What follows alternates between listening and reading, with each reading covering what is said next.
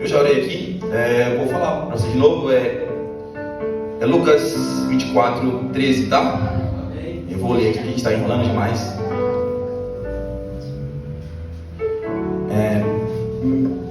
Bia, consegue pegar meu celular que está aí em cima, por favor? O celular vermelho, por favor, por aqui. Eu vou ler aqui. Naquele mesmo dia, 2 deles estavam indo para um povoado chamado Emaús, a 11 quilômetros de Jerusalém. No caminho, conversavam a respeito de tudo o que havia acontecido. Enquanto conversavam e discutiam, o próprio Jesus se aproximou e começou a caminhar com eles. Mas os olhos deles foram impedidos de reconhecê-lo. Ele lhe perguntou: sobre o que vocês estão discutindo enquanto caminham? Eles pararam, com os rostos entristecidos. Um deles, chamado Cleopas, perguntou-lhe: você é o único visitante em Jerusalém que não sabe das coisas que aconteceram nesses dias? Aí ele: que coisas? Perguntou-lhe: o que aconteceu com Jesus de Nazaré? Responderam eles: ele era um profeta, poderoso em palavras e em obras, diante de Deus e de todo o povo. Os chefes e sacerdotes das nossas autoridades o entregaram para ser condenado à morte e crucificado. Tá, eu vou ler só até aqui, mas a gente deixa sua Bíblia aberta que a gente vai navegar entre esse texto, tá? A gente vai continuar navegando entre esse texto aqui. E eu tenho primeiramente, deixa eu ver se eu só acho aqui, a primeira pergunta para vocês nesse instante. Quais são suas expectativas em Jesus? Quais são os seus planos em Jesus? Na verdade, para todos os jovens, o que vocês pensam em relação a Jesus? Essa pergunta não precisa ser respondida, mas é só para a gente entender, uma reflexão de começo, de início. E eu tenho outra pergunta aqui: o que é que tem tirado a sua esperança? E voltando para o contexto aqui, no texto, eram 2 discípulos que estavam muito entristecidos. Na verdade, são 2 discípulos, na verdade, que estavam muito entristecidos aqui nessa história. E eles tinham uma expectativa muito grande em Jesus como israelita. Para quem não conhece a história, o contexto geral, Israel, ele estava no contexto de Roma, de subjugação de Roma, e com isso eles meio que tinham uma expectativa sobre Jesus, de salvação em Jesus, que ele seria um libertador de uma forma, como posso dizer, como se fosse um guerreiro. Eles tinham essa expectativa de Jesus. Eles olhavam Jesus e: mano, Jesus vai libertar a gente, como as escrituras sagradas dizem. Os israelitas, os judeus em si, eles creem muito nisso, nessa salvação, que ele vem libertar o seu povo dessa forma. E esses 2 discípulos, nesse contexto aqui, eles olhavam também dessa forma. Eles olhavam nesse contexto que Jesus ia vir e ele ia libertar o povo do governo de Roma sobre Israel e libertar o povo judeu, assim como Moisés também libertou. E é engraçado que Jesus, ele, um pouquinho mais à frente, ele vai a caminho disso. Assim como esses 2 discípulos tinham essa visão de modo natural sobre como as coisas iam acontecer, às vezes eu me vejo como um desses discípulos. Essa é a primeira parte da ministração. Eu me vejo como uma pessoa que tem expectativas muito grandes de Jesus. E talvez você entrou aqui para ter um encontro, cultuar a Deus, um culto de jovens maravilhoso, com expectativas lá em cima em relação a Cristo. Ou uma expectativa que o culto deveria ser para nos libertar do nosso modo, da nossa maneira. A gente tem expectativa que Jesus ele precisa fazer essa libertação da maneira que a gente quer, da nossa visão para com Jesus. Então, às vezes, a gente, sei lá, tem uma vida profissional, uma vida financeira, ou até uma promessa, como era uma promessa a volta de Jesus. Eles estavam crendo que ele era o Salvador, eles tinham essa visão também. Só que Jesus, ele veio de outra forma, ele veio de outra maneira. E a gente vai navegar aqui entre o texto e conversar sobre isso também. E às vezes, como discípulo mesmo, como esses dois discípulos estão, Jesus, ele não tem responsabilidade nenhuma de atender nossas expectativas. Mas ele entende o coração dos seus discípulos. Ele entende o que afeta os seus discípulos, qual é a visão. E nesse encontro aqui, nesse culto de jovens também, assim como aqui no caminho de Emaús, Jesus está vindo, através dessa ministração, colocar entendimento para vocês, trazer esse conhecimento através da palavra, que não é sobre a maneira que você olha para ele, é sobre o propósito de Jesus em você. Então, pensa no contexto de Israel. Eles eram um povo que estava servindo a Roma e tinha uma necessidade, uma perspectiva de escravidão, uma perspectiva em relação a isso, de uma necessidade real do coração. E eu não sei qual é a necessidade de vocês hoje. Uma necessidade talvez que a sua família seja restaurada, é uma necessidade talvez que, sei lá, você tenha depressão, ansiedade. Eu não sei qual é a necessidade que vocês tenham. Uma família que não está bem estruturada, talvez seja uma necessidade no coração de vocês que deixem seu coração triste. E vocês estão olhando para Jesus da mesma maneira que os discípulos estão olhando. Deus, eu quero que você me liberte, mas me liberte da mesma maneira, como um guerreiro, ou talvez da maneira que eu quero que você me liberte. E Jesus vem aqui hoje, através desse texto, assim como a gente vai navegar aqui, ele vem aqui e explicando para os discípulos da maneira que ele queria atuar, da maneira que ele queria vivenciar aquilo. E eu vou voltar aqui para o texto. Está no versículo 21. E aqui eles comentam: e nós esperávamos que ele iria trazer a redenção a Israel. E hoje é o terceiro dia desde que tudo isso aconteceu. Algumas das mulheres entre nós nos deram um susto hoje. Foram de manhã bem cedo ao sepulcro e não acharam o corpo dele. Voltaram e nos contaram ter tido uma visão de anjos que disseram que ele está vivo. Alguns companheiros foram ao sepulcro e contaram tudo exatamente como as mulheres tinham dito, mas não ouviram. E Jesus lhe falou aqui, ele lhes disse: como vocês custam a entender e como demoram a crer tudo que os profetas falaram. Não devia Cristo sofrer essas coisas para entrar na sua glória? E começando por Moisés e dos profetas, explicou o que constavam a respeito deles em todas as escrituras. E ali Jesus foi ao encontro dos dois discípulos, explicando para eles qual é a maneira que vocês precisam vivenciar em Deus. Olha, por que vocês não estão acreditando?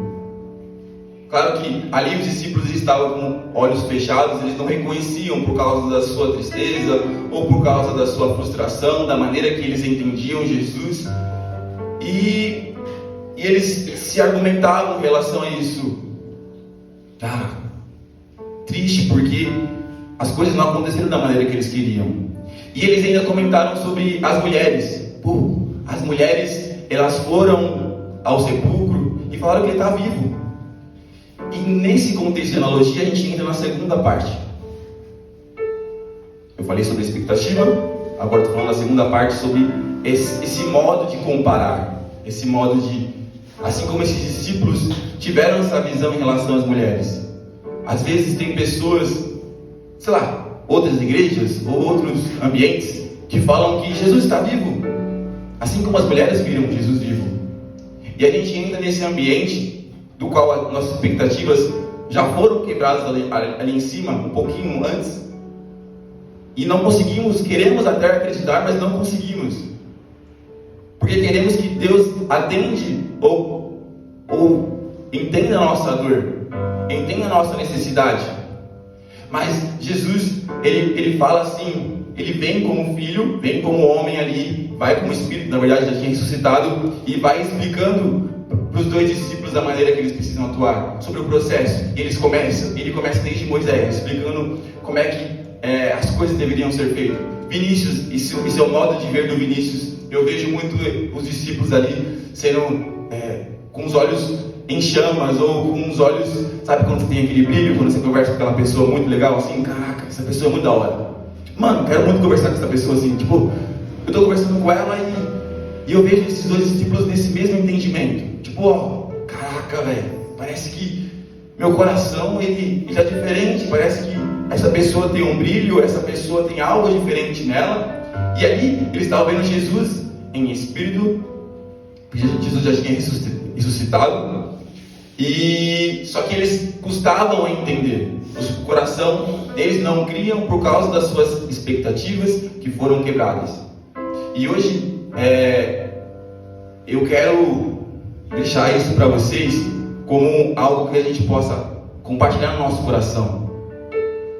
Que as nossas expectativas sejam expectativas de Cristo sobre nós, sobre o propósito de Deus sobre nós. Talvez a gente tenha alguma dor, alguma necessidade, e colocamos a nossa visão sobre isso. E talvez a gente se compare com o próximo, porque as nossas necessidades não foram atendidas e não reconhecemos Jesus. Não colocamos Jesus como uma pessoa viva. Ah, porque ele fez na vida do outro, ele está vivo, não está vivo na minha. Ah, ele fez na vida de tal fulano e não vai fazer namorear. Fez em outra igreja, não vai estar vivo aqui na nossa igreja, como família. Isso você pode colocar em diversas áreas, irmãos. Você pode colocar na área familiar. Ah, a família do outro foi restaurada e a minha não. Ah, a família de tal fulano foi restaurada e a minha não. Ah, a filha da outra pessoa passou no processo seletivo, a faculdade foi alcançada e a minha não.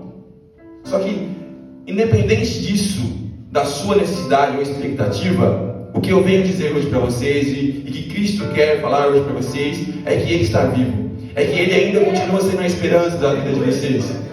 Que independente da maneira que a dor ou a necessidade está fazendo você permanecer, ou a dor que você almeja do seu coração, aquilo que te deixa triste, Cristo ainda é a esperança. Cristo ainda é o que te traz. Não é limitação da nossa visão em relação a Ele. Não é o modo que a gente se enxerga para Cristo, ou o modo que o povo de Israel se enxergou por todo momento. E sim, é Cristo que faz isso em nós. É o Espírito Santo que nos envolve e nos diz aquilo que a gente precisa fazer. E a gente precisa começar a caminhar do mesmo modo que os discípulos estavam caminhando ali. Caminhando sendo, como Jesus ali é Espírito, eu vou falar isso também, sendo guiado pelo Espírito. Caminhando e falando, Jesus me ensina.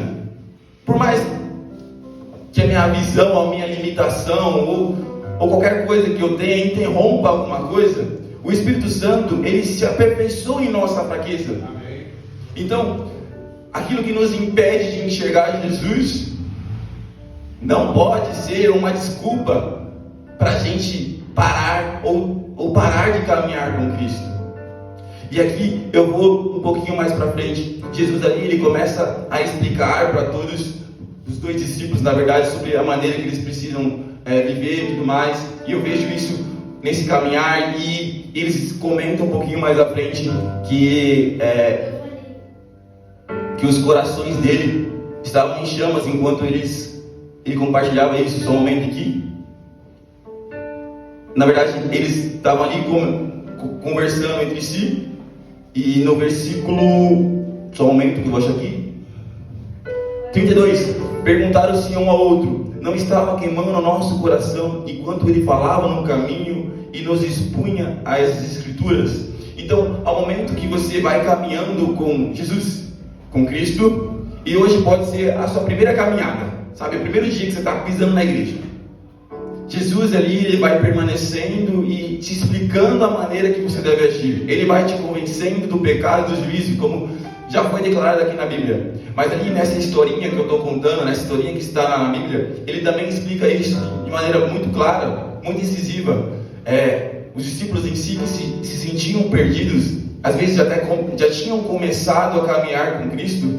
Jesus ali, ele entende em toda a sua soberania, em toda o seu viver, a limitação do ser humano, e ali explicava todo o processo que vocês devem caminhar. Então você está num caminho com Deus, e às vezes você está dando passos de fé, e você começa a olhar e as circunstâncias começam a dizer: aonde está Jesus? Aonde está meu Deus? Porque a minha visão sobre quem era Jesus foi quebrantada. Então a gente começa a se comparar e a olhar as circunstâncias. As circunstâncias passam a ser nosso Deus. Mas Jesus ali, ele volta e começa a explicar, assim como ele está aqui explicando para vocês. Glória a Deus. Que nosso coração venha se envolver com essas palavras também. Se envolver aonde o Espírito quer explicar para vocês: esse é o modo de caminhar. Não olhe para si mesmo.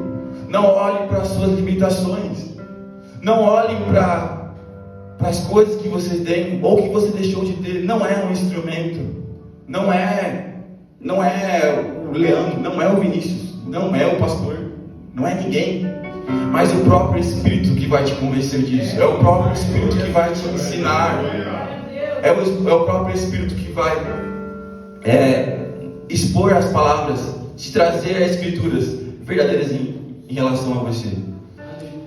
E é nesse momento que você vai caminhando com Jesus, caminhando com Cristo, que você vai entendendo as coisas que precisam ser ditas, que você vai entendendo qual é o propósito dele. Ali, em relação ao propósito divino, aqueles discípulos estavam perdidos. Mas é muito lindo de se ver. Na verdade, só ressalta a misericórdia e o amor de Deus, de um Deus que se fez humano, que voltou, que morreu, voltou à vida pelos nossos pecados e vem hoje nos explicar que ainda há esperança. Ele vem nos ensinando, incendiando o nosso coração. E assim como essa palavra que nos traz fé, é essa palavra que precisa trazer ao nosso coração fé, esperança. Esperança que, por mais que algumas coisas e algumas circunstâncias parecem nos entristecer ou nos deixar nervoso ou triste com alguma coisa, Jesus ainda tem um propósito para você, tem um plano para você. Se você olhar a história por inteiro, Jesus encaixa a tristeza desses dois num propósito divino. Porque um pouquinho mais à frente, esses dois discípulos, eles convidam Jesus para ir para sua casa. Convida eles para estar ali na casa deles. E ali era um meio de convívio social, onde eles viviam como se fosse nosso trabalho, faculdade. Eles convidam Jesus para estar em sua vida. Eles convidam Jesus para olhar dessa perspectiva. Vamos lá, vamos à mesa, vamos sentar à mesa. E quando você vê a mesa, você só convida quem vai à mesa, quem é seu amigo, não é? E eles estavam ali: cara, esse cara é muito da hora. Esse cara é muito legal. Eu preciso convidar ele à mesa. Eu preciso convidar ele a estar no meu convívio social. Eu preciso convidar a ele estar ali comigo, fazendo as coisas rotineiras. Eu preciso convidar Jesus para estar no centro da minha vida. E é muito interessante que minha mãe estava passando algumas coisas do Rodrigo Silva. Não sei se vocês conhecem o Rodrigo Silva. Minha mãe está começando a ver essas paradas. E ela passou, acho que foi sobre Zaqueu e sobre as casas que eram feitas nesses dias. Chegou nesse tipo de, qual é o nome? Arqueologia, eu acho que é sobre isso. Arqueologia. E ele vai explicando como é que as casas eram feitas naquela época. E em cima tinha uma mesa. Nos telhados, ele explicando que em cima nos telhados era tipo uma laje assim e uma mesa. E ali era obrigatório cada casa ter isso. E eu vejo, né, conforme a minha mãe me mostrou isso é o Vinícius falando, essa parte de Jesus vindo com os discípulos até essa parte da mesa, onde eles precisam ter Jesus no mesmo convívio social, porque ali era a rede social deles, aquela mesa ali era onde eles conviviam. Então ali era onde eles tinham para conversar, era onde eles tinham para trocar ideia, era onde eles tinham para ser jovens. Era ali que eles comentavam sobre, brincadeiras à parte, sobre o futebol que aconteceu no outro dia. Era naquele convívio. Então eles convidam ali e eles começam a compartilhar de mais coisas. E aqui nas escrituras falam que quando Jesus estava à mesa, tomou o pão, deu graças, partiu e o deu-lhes. Então os olhos deles foram abertos e reconheceram, e eles desapareceram da vista deles. Então naquele momento de mesa, naquele momento onde você convida Jesus para o seu convívio social, é nesse momento que você consegue ver Jesus nos pequenos detalhes da vida. É nesse momento que você consegue ver Jesus nos pequenos endereços da vida.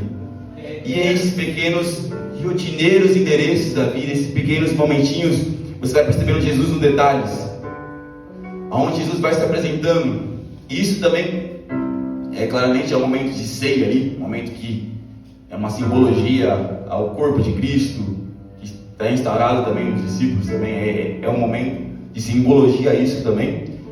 Mas nesse caso, o que eu quero passar para vocês, jovens, irmãos em si, é que Cristo, Ele precisa estar com vocês a toda circunstância. O Espírito Santo, Ele precisa estar com vocês no seu convívio, no seu trabalho, por mais que o trabalho seja pesado. Meu Deus, o trabalho, mas é uma forma de honrar e glorificar a Deus. É uma forma que eu posso entender que aonde Jesus pode ser glorificado. E um pouquinho mais à frente, lembra que eu falei que a expectativa deles tinha sido quebradas, depois eles se compararam, depois eles convidam Jesus para o seu convívio, e aí naquele momento eles têm a revelação de quem Jesus é, quem Deus é. Nos pequenos detalhes é que é revelado quem Deus é para você. São pequenos detalhes que vocês começam a conhecer Jesus. É na rotina, no ordinário, naquilo que você faz em casa, talvez limpando o banheiro. Estou limpando o banheiro, vou colocar um louvor aqui porque eu preciso que Jesus me ministre, eu preciso que Jesus caminhe comigo. É nesse ordinário que a gente precisa estar com Ele. Então, eles tiveram essa revelação, e no versículo 33, eles levantaram-se e voltaram-se imediatamente para Jerusalém. Ali encontraram os 11 e os que estavam com eles reunidos, e diziam: é verdade, o Senhor ressuscitou e apareceu a Simão. Então dois os contaram o que tinha acontecido no caminho, e como Jesus fora reconhecido por eles quando partiam o pão. Então, hoje, são esses 4 ou 3 endereços que eu passei para vocês. Que Jesus, que a nossa visão sobre quem Deus é, esteja alinhada à nossa expectativa. E que nesse processo a gente não compare isso, no caminho, a gente não compare aquilo que a gente está vivendo em Deus com as outras pessoas, com aquilo que está acontecendo, ou situações que estão fora. Que a gente no terceiro, a gente convide Jesus para o nosso social. Convide Jesus para conhecê-lo intimamente. Conhecê-lo como amigo. Amigo que vai convencer a gente do pecado e do juízo. E depois que eu conheço Jesus, eu falo dele. Eu só falo de quem conheço. Não tem como eu falar de uma pessoa do qual eu não sei da minha rotina. Quando eu convido Jesus para a minha rotina, para o ordinário, quando eu convido Jesus para os detalhes, para o meu convívio social, e eu falo convívio social no sentido de para a minha casa, onde eu estou ali com Ele, eu falo daquele que eu preciso conhecer. E é isso que os discípulos fazem. Na verdade, era esse o propósito. Em meio a toda essa dor, Jesus transformou isso em esperança. E hoje, o que Deus tem para vocês é que a sua dor vai ser transformada em esperança. Só que você precisa permanecer. Suporte o processo da caminhada com Cristo. Suporte o processo. E eu não sei qual é a dor de cada um. E ali, quando eles foram falar de Jesus, eles foram falar de Jesus para os outros discípulos, que está em Atos. Lucas, né? Atos é uma continuação de Lucas. E ele vai explicar para falar que Jesus está vivo. E isso entra num princípio de avivamento. Olha que loucura. Alguém que estava triste em relação à expectativa em Jesus, eles permanecem. Vocês olharem no texto, lerem o texto um pouquinho mais para frente. Aquela dor se transformou em vida. Aquilo que eles achavam nas suas próprias mentes que estava morto, está vivo.